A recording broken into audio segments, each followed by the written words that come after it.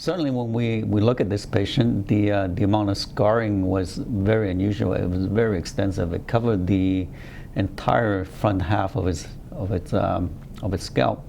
So therefore, there's a few things that you need to be very careful about. When you make the sites, make the slits to insert the graft, you have to be sure that there's minimal damage to the scar tissue.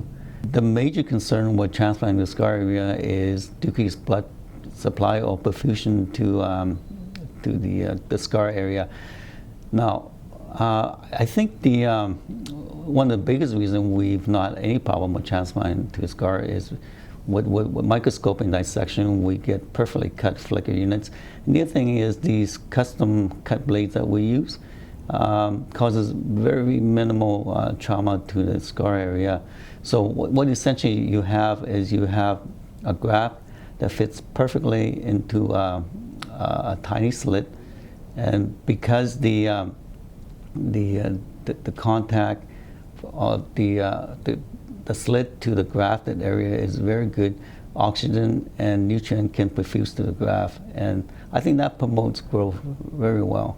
One of the precautions we use when transplanting scar tissue is we do not dense pack like we're doing to normal scalp. We space the graft out a little bit further.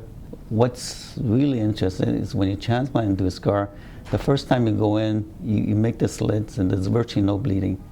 But when the first session goes out, you go back and you do a second pass, a second session, the area starts bleeding a little more. So the hair that's been transplanted first session actually promotes new vessel growth to the scar area.